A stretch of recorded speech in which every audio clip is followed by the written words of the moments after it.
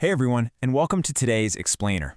We're looking at a truly fascinating piece of source material today called The Vegetable Village Parable. It's a beautifully simple, yet deeply layered story that forces us to look right at the intersection of hard work, morality, and spiritual reward.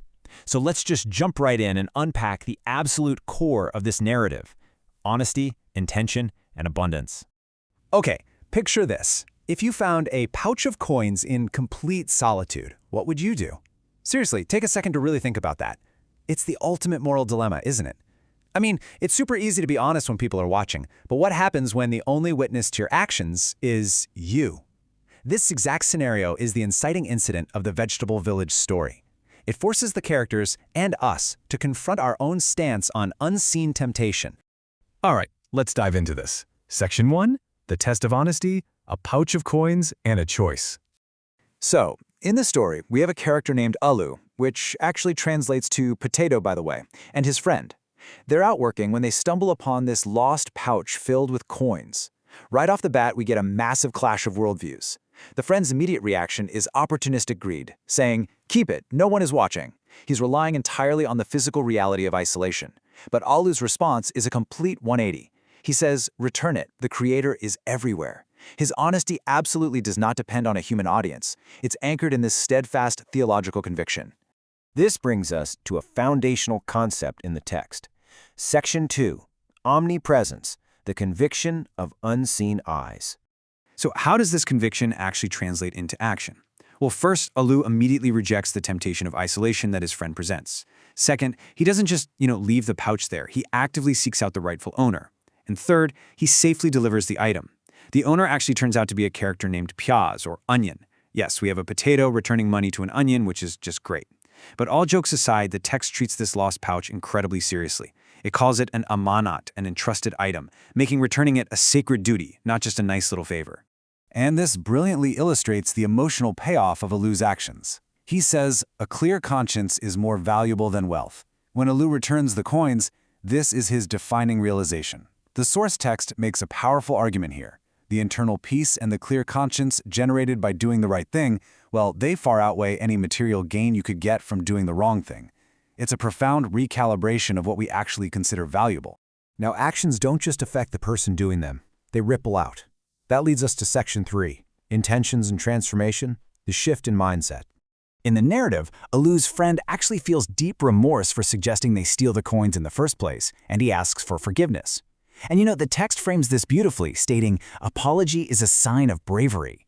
It doesn't treat the apology as a moment of weakness or humiliation at all. Instead, it elevates sincere repentance to an act of true bravery. It requires absolute courage to admit you are wrong, especially when you're confronting your own greed.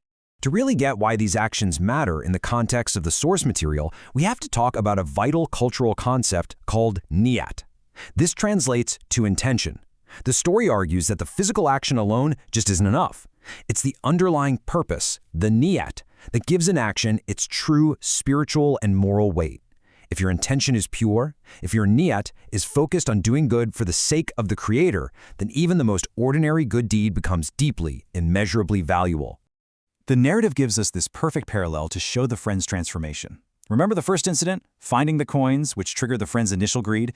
Well, later in the story, they find a lost pouch of seeds. This time, a complete psychological shift. The friend doesn't even suggest keeping them. Instead, he actively participates in shared honesty, insisting that they absolutely must find the true owner. It proves for sure that character can be learned and transformed by a good example. This transformation leads to an incredibly poetic realization in the source text. When the heart is pure, even hard work feels like worship. Because their niyat, their intention, has been purified, their perspective on their daily, grueling agricultural labor changes completely. It is no longer just a physical grind for survival. The purity of their intention elevates mundane labor into a spiritual act, a literal form of active devotion.